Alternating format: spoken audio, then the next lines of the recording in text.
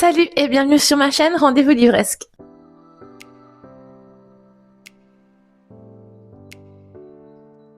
J'espère que vous allez bien, ça me fait super plaisir de vous retrouver après un mois. Donc il m'est arrivé quelques petites bricoles mais rien de grave et là ça y est, je reviens, je suis trop contente avec un nouveau vlog et je lis jusqu'à temps que j'ai un coup de cœur. C'est des vidéos que j'avais déjà vu passer et je trouvais ça hyper intéressant. De plus, je n'ai pas encore eu de coup de cœur depuis le début d'année. J'ai eu 2 5 sur 5, 2 excellentes, très excellentes lectures, mais ça n'a pas été jusqu'au coup de cœur. Donc là, on croise les doigts très fort et j'espère y arriver. Donc je sais pas du tout combien de temps le vlog va durer. Mais écoutez, je vous ai sorti quelques petits livres qui, je pense, pourront être des coups de cœur. C'est pas sûr que je les lise. Là, je vais vous présenter ma lecture actuelle. Voilà, je ferai selon mes envies, mais en tout cas, les livres que je vais vous montrer, c'est des livres qui potentiellement peuvent être des coups de cœur à mon avis. Après, on est sûr de rien. En tout cas, je voulais vous parler de ma dernière lecture qui est le tome 1 de Wayward Pines de Blake Crouch. Donc, c'est publié aux éditions Gallmeister dans leur collection Totem. Je lui ai mis 4,5. Ça, je l'ai terminé. Je l'ai terminé le 1er avril. Ça a été une excellente lecture. J'ai adoré. Je ne sais pas si vous l'avez encore vu passer, n'hésitez pas à me le dire dans les commentaires parce que moi je l'ai vu très peu sur le BookTok. Donc on va être avec Ethan Burke qui se réveille. Je pense qu'il ne se rappelle même plus de son... Il se rappelle de son prénom, mais mis à part ça, il ne se rappelle absolument de rien. Alors il n'a plus de portefeuille, il n'a plus de téléphone, il n'a plus rien. Il sait juste que il est salement amoché, il galère et il va rentrer dans la ville de Wayward Pines. Et là, tout lui est inconnu, il sait plus ce qu'il fait là, etc. Et en fait, rentrer dans l'hôpital, et là, ça va être un peu plus clair pour lui. Et c'est qu'en fait, il est agent de la CIA et il est venu chercher des collègues à lui qui ont disparu dans la ville de Wayward Pines. Voilà. Et donc, je vais m'arrêter là pour le résumer. Écoutez, c'est un thriller dystopique. Vraiment, c'est trop ma came. J'ai adoré le rythme. Il est excellent. On ne s'ennuie absolument pas. On a vraiment envie de tourner les pages et de savoir qu'est-ce que c'est, parce qu'on sent qu'il y a quelque chose qui cloche à l'intérieur de cette ville. On sait pas quoi, mais on le sent. Et donc, on a vraiment envie de savoir. Et j'aime aussi ce côté assez... c'est des grandes maisons victoriennes avec un jardin, avec des enfants qui jouent, des barbecues, bref, une façade assez parfaite. Et on sait très bien que derrière ces façades parfaites se cache toujours quelque chose. Et j'ai trouvé vraiment ce premier tome, qui n'est pas du tout un tome introductif, mais un tome où tout va très vite. Ça commence dès le départ, je l'ai trouvé excellent. Je lui ai mis 4,5 sur 5, tout simplement parce que, pendant 50 pages, il n'y a pas eu de dialogue, je vous dis pas pourquoi, et ça par contre, ça me freine énormément dans ma lecture. J'adore quand il y a des dialogues, je trouve que ça dynamise énormément le récit, mais voilà, c'était vraiment très bien. Et du coup, ma lecture actuelle n'est autre que le tome 2 de Wayward Pines. J'en suis au tout début, je l'ai commencé hier soir, mais j'étais crevée, j'ai dû lire une quarantaine de pages. C'est la première fois que je continue une saga d'affilée. C'est pour vous dire à quel point elle est vraiment bonne. Donc j'espère avoir un coup de cœur pour la saga parce que je lirai évidemment le 3e tome, mais peut-être pas pour les bouquins indépendamment, mais peut-être que la saga sera un coup de cœur. Alors bien évidemment là je vais pas vous résumer le tome 2, mais en tout cas ça suit son cours directement après qu'on a quitté le tome 1 et j'adore tout simplement.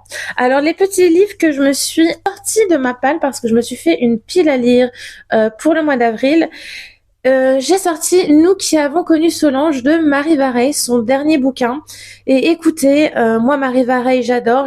Si j'ai eu un coup de cœur pour un de ses livres, c'était Le Syndrome du Spaghetti, qui était à l'époque publié chez PKJ. J'avais eu un coup de cœur. J'ai lu Ainsi gèlent les bulles de savon et Désenchanté. Ça a été des excellentes lectures, mais pas le coup de cœur. Et là, très sincèrement, je pense qu'il y a moyen. Donc, je vais vous lire une petite partie du résumé. Le jour où je suis devenue une meurtrière, j'ai cessé d'aimer les Mirabel. Sarignac, Corrèze, Célestine grandit dans une ferme familiale, bien décidée à réussir ses études pour échapper à la vie de labeur qui l'attend au champ. Cadiran, Gironde. Solange est internée dans une école de préservation pour jeunes filles où sont envoyés des adolescents jugés déviantes. Quel secret lie les deux femmes? Et je vais m'arrêter là. Voilà. Ensuite, j'ai sorti un Virginie Grimaldi, c'est son dernier. Je sais que son prochain, à mon avis, sort en mai ou en juin. Ce sont Les Heures Fragiles. Et celui-là aussi, je suis certaine de le lire pendant Zoologue. Parce que si, admettons, j'ai un coup de cœur pour la saga Wayward Pines, je vais pas vous laisser avec 2 livres lus, je vais continuer de lire un petit peu et je voudrais lire Volare de Serena Giuliano, où là on va parler de dépression, de retraite spirituelle en Italie, tout ce qui est ma came. Donc voilà, pour mes lectures prévisionnelles, peut-être que ça va changer, je ne sais pas. J'ai acheté pas mal de livres le mois passé et honnêtement, il y en a énormément qui me tentent, mais là, voilà, je privilégie ceux qui pourraient m'apporter un petit coup de cœur. Même un tout petit, je demande juste ça me ferait super plaisir. Alors là, nous sommes samedi 4 avril. Je vais aller chez ma maman, donc je reprendrai la lecture ce soir de Wayward Pines. Il fait 400 pages, mais je pense le finir d'ici demain ou à max après-demain. Et donc, je vous retrouve très vite pour en parler. Des bisous! Coucou tout le monde, on se retrouve, nous sommes mardi 7 avril et je viens vers vous puisque j'ai terminé avant-hier dans la nuit le tome 2 de Wayward Pines. Alors c'est un 5 sur 5, je vous ai fait le résumé du tome 1 et là c'est juste la suite. Je pensais pas qu'on pouvait faire mieux que le premier tome parce qu'il y avait beaucoup d'éléments que j'avais beaucoup aimé, j'avais énormément aimé la fin également. Et si en fait c'est un 5 sur 5 mais c'est pas un coup de cœur. Tout était parfait, vraiment, j'ai adoré, c'est toujours aussi haletant, c'est ça que j'aime, il n'y a pas de temps mort, il n'y a rien, on apprend encore des révélations, et là vraiment, la fin de ce tome 2 se termine sur un cliffhanger, donc il me tarde vraiment de lire le tome 3. Et j'ai commencé Rosebridge Academy de Amira Benbekta Rekal. Alors c'était pas du tout prévu, mais elle vient le 17 avril dans une librairie à Lille chez Aya Books. Et j'ai très envie d'aller la voir et de rencontrer aussi Aya, qui est une TikTokeuse que j'aime beaucoup. Donc j'ai décidé de le lire dès maintenant et j'en suis là. Vous voyez, j'ai quand même pas mal avancé. Je suis à la 166e page, il en fait à peu près 350. J'ai bon espoir de le terminer aujourd'hui. Le jaspage est de toute beauté. Nous sommes ici dans une romance historique, mais c'est quand même un peu plus qu'une romance. On est à Londres et nous allons être avec Jen en 2025, donc dans nos temps à nous. Elle va faire la découverte d'un coffre qui renferme un manuscrit qui date dans les années 1800.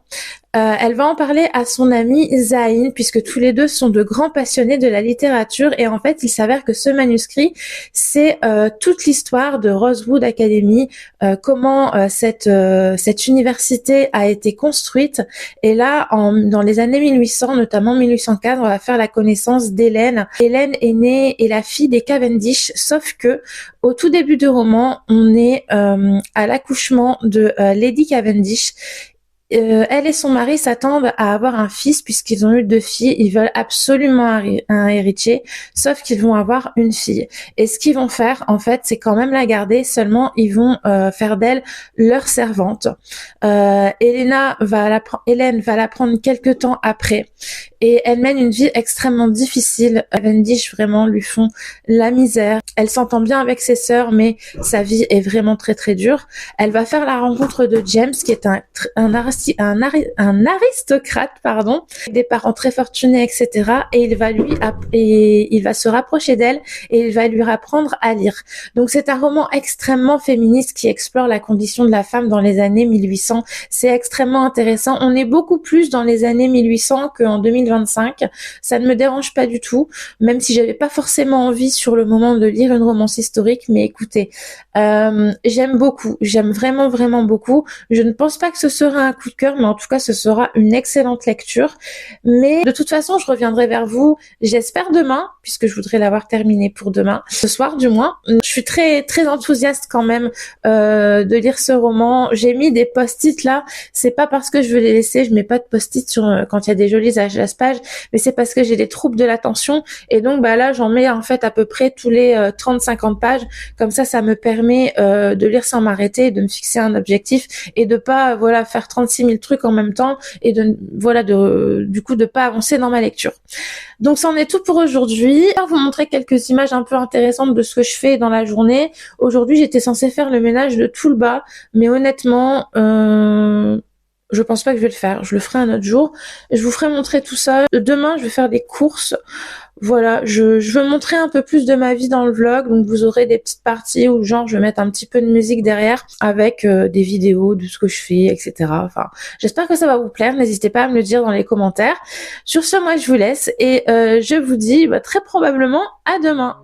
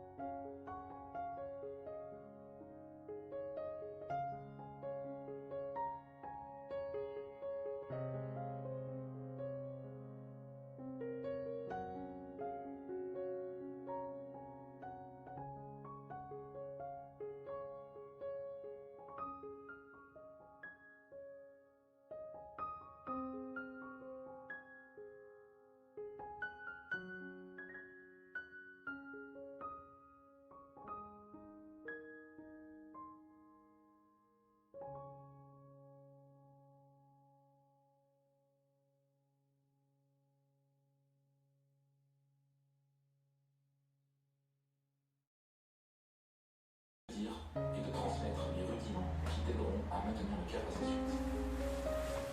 Dans la Bible, la vie du disciple est souvent comparée à une course ou à un combat. Dans la première partie, j'aimerais donc t'aider à comprendre comment devenir cet athlète, ce combattant. C'est fondamental pour bien courir sur le champ de bataille et suivre Jésus jusqu'à la ligne d'arrivée. Dans la deuxième partie, je vais te parler de ton entraînement. Toute ta tête doit s'exercer. En complément à la lecture de ce livre, si tu as quelqu'un de disponible pour t'accompagner, je t'encourage à aller aussi t'inscrire à ma formation Suivre Jésus, le parcours du disciple. Elle est gratuite. Elle t'aidera à mettre en pratique ce que tu apprendras dans ces pages. Pour t'inscrire à ma formation, https://toursagloire.teachable.com/p/suivre. La prière est que ce livre et cette formation t'aident à vivre passionnément pour Jésus.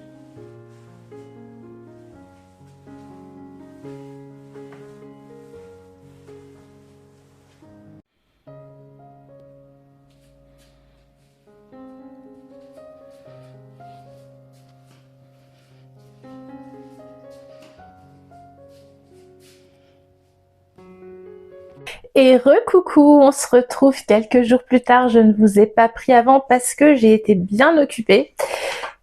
J'ai eu mon coup de cœur. Voilà, j'ai 2 livres, un à vous updater et un à vous présenter.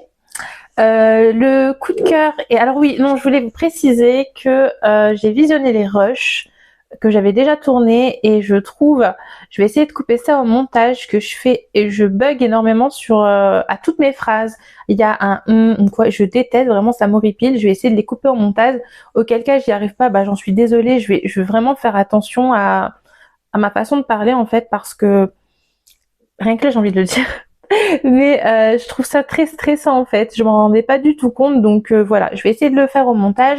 Et pour les rushs d'avant, c'est juste moi qui fais mon ménage, alors soyez indulgents s'il vous plaît. J'ai vraiment une tenue spéciale ménage où je peux foutre du javel dessus, etc. Ça craint rien. Ça me faisait plaisir de vous montrer ça. Je vous ai un peu montré aussi mon jardin avec mon petit chien, et enfin petit chien, tout est relatif. Voilà, j'espère que ça vous plaira. La semaine prochaine, ce sera plutôt des recettes de cuisine. Donc, dites-moi si ça vous plaît dans les commentaires, que je rajoute quelques images par-ci, par-là. Voilà, moi, j'aime beaucoup regarder ça chez les autres. Donc, j'avais envie de le faire pour moi. Alors, je vais arrêter de faire durer le suspense plus longtemps, mais mon coup de cœur est Rosebridge Academy de Amira Bendekta Rekal. Je vous en avais parlé, j'avais dit que ça n'allait pas être un coup de cœur et une bonne lecture, mais l'autrice a su me surprendre, a su nous maintenir en haleine. Elle a mis des plot twists auxquels je ne m'attendais absolument pas. Mon cœur s'est brisé, j'ai pleuré. C'était incroyable. Je pense que c'est devenu ma romance préférée. C'est pour vous dire. Ma romance préférée de base, c'est Sharela de Rebecca Yarros. C'est une romance militaire. Jamais de ma vie j'aurais pensé qu'une romance aurait pu détrôner déjà celle de Rebecca, mais qu'en plus ce soit une romance historique. Vraiment, là, je suis sur les fesses. Et écoutez, la fin, non, j'en étais pas du tout à la fin. J'ai été même pas à la moitié. Écoutez, tout s'est très bien passé. On voit vraiment, c'est pas juste une romance comme je disais. On va parler de féminisme, de justice sociale, etc. C'est vraiment, Hélène et James ont des idées brillantes et James a des idées très très très novatrices pour son époque en étant un homme. Donc vraiment un book boyfriend absolument parfait. Hélène, j'ai adoré sa résilience face à toutes les épreuves de la vie auxquelles elle a pu faire face. C'est vraiment une grande jeune femme, vraiment, vraiment. Et c'était super. Voilà, plein de révélations, vous attendez pas à une romance toute simple. Je vous conseille vraiment fortement de le lire si vous aimez la romance. Et voilà, le côté historique ne doit pas vous faire peur parce que même si c'est bien écrit de façon voilà, pas de nos jours, on va dire que c'est un peu plus ancien, c'est très très accessible pour une romance historique, voilà. Et je suis très emballée d'aller voir l'autrice vendredi prochain et je vous emmènerai avec moi. Et de plus, attendez, c'est pas tout. J'ai le premier roman qu'elle a édité à la maison d'édition Château d'Âme. Voilà, le tableau du Hamsfire. Je savais pas que c'était d'elle, je l'ai reçu à Noël parce qu'il avait reçu le prix de la meilleure romance historique. C'était 2024, je crois, ça va pas être écrit sur ça. Il était écrit sur ce livre-là, je crois. Je ne sais plus. Non. Où est-ce que je l'ai vu? Je sais plus. Mais en tout cas, elle a eu le prix de la meilleure romance historique. Donc, il me tarde de le lire et je pense très fortement que je le lirai le mois prochain. Je vais essayer de me faire dédicacer les deux. J'espère qu'elle aura le temps et je serai trop contente. Et le dernier roman dont j'ai à vous parler, alors normalement, je devais m'arrêter à mon coup de cœur, mais je me suis dit 3, ça fait trop peu et j'étais tellement emballée par ce roman. C'est une autrice dont j'avais déjà lu un livre que j'avais beaucoup aimé et là le résumé me tentait de ouf. Dès que j'ai vu qu'il était sorti, je me suis ruée à ma librairie et j'ai donc acheté Dans la jungle d'Adeline Dieudonné, publié aux éditions Iconoclaste. Mon Dieu, quelle déception! Mon Dieu, quelle déception! Je lui mets la note de 1,5 sur 5 et s'il vous plaît, ne m'attrapez pas ma veste. Chacun ses goûts.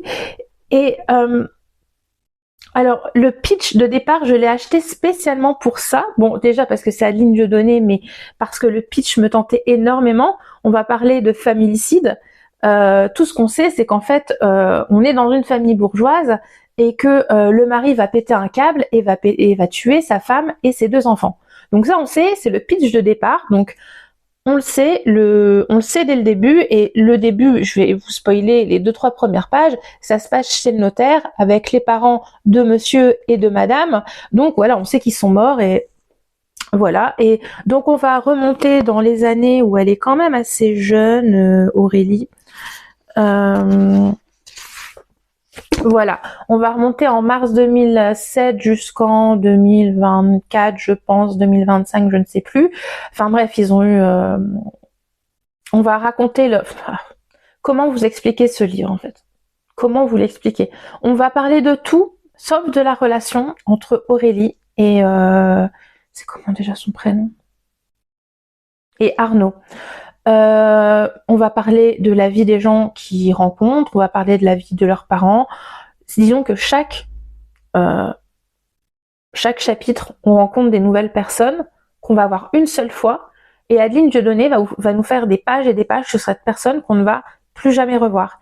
Et c'est ça, dans tout le long du bouquin, et c'est des descriptions sur la ville, sur des villes de Belgique.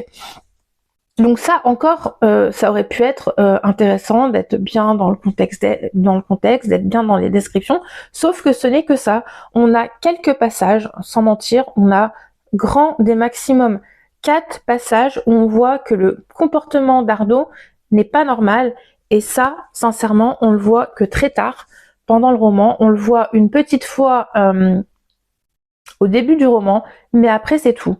Et vraiment, je comprends pas pourquoi l'autrice a fait ça, pourquoi elle s'est pas plus concentrée sur la relation de Arnaud et Aurélie avec le comportement complètement pervers et paranoïaque et manipulateur d'Arnaud. Ça aurait été intéressant de voir le fond de leur vie de couple, de voir la manipulation qui se met en place et de voir Aurélie complètement sous son emprise. Alors, on le voit quand elle en parle dans quelques pages, mais ça dure pas longtemps. Donc moi, du coup, j'ai eu aucune empathie pour les personnages, mais absolument aucune empathie, parce que on n'en parle pas pendant le roman. Donc j'ai rien ressenti. Je n'ai rien ressenti quand il tue Aurélie et quand on sait que ses 2 enfants sont morts. Ça ne m'a rien fait, ni chaud ni froid. Alors je ne suis pas sans cœur. J'ai pleuré pour la romance historique. Je suis au contraire, j'ai la larme assez facile. On va dire que je suis assez bon public. Mais là, clairement, j'ai rien senti. On se perdait dans le roman. Moi, je me demandais où elle voulait aller. Je me dis ouais, tout ça pour ça. Mais c'est quand qu'on va parler d'Aurélie et Arnaud? C'est quand qu'on va les voir? Et je mets 1,5 pour la plume. Je peux pas mettre au-dessus parce que moi j'ai mis 2,5 à la femme de ménage. Parce que je me base un peu sur, faut que mes notes soient un peu cohérentes dans mes livres. Et j'ai largement, pourtant j'étais pas fan de la femme de ménage, hein. J'ai largement préféré la femme de ménage ou le boyfriend ou la menteuse de Sophie Strava que j'ai noté 2,5 que ça. C'est j'ai mis 1,5 pour l'écriture et j'ai mis 1 pour l'écriture et 0,5 pour la thématique qui voilà, n'était malheureusement pas assez abordée à mon goût. Donc il ira à la bourse aux livres. De toute façon, je vais revendre des livres parce que je ne voulais pas montrer toutes mes lectures, ni celles que j'ai fait quand j'étais en poste, parce que j'avais quand même lu, etc. Donc ça va partir à la boîte aux livres, à la bourse aux livres, pardon. Je n'ai pas lu hier, je n'ai pas lu aujourd'hui. Je vais lire aujourd'hui. Là, il est midi. Je ne sais pas du tout encore quoi. Ça va être une romance, c'est tout ce que je sais, mais je ne sais absolument pas si je me dirige plutôt vers une small town un peu douillette ou si je privilégie plutôt une romance assez émouvante ou alors peut-être même un romantique suspense.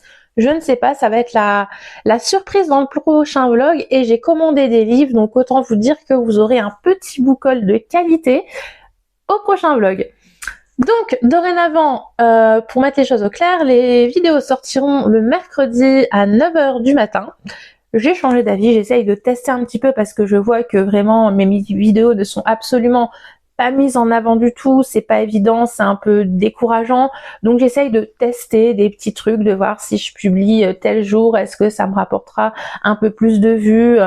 Et n'hésitez pas en tout cas à me dire ce que vous avez pensé de ce vlog, ça me ferait très plaisir, ou des lectures que j'ai faites, et n'hésitez pas à échanger avec moi, surtout si vous avez lu des livres que moi j'ai lus. N'hésitez pas non plus à partager vos lectures et si ça vous a plu, lâchez un petit like. Voilà, en tout cas moi je vous souhaite de très belles lectures, je vous fais de gros bisous et surtout prenez soin de vous.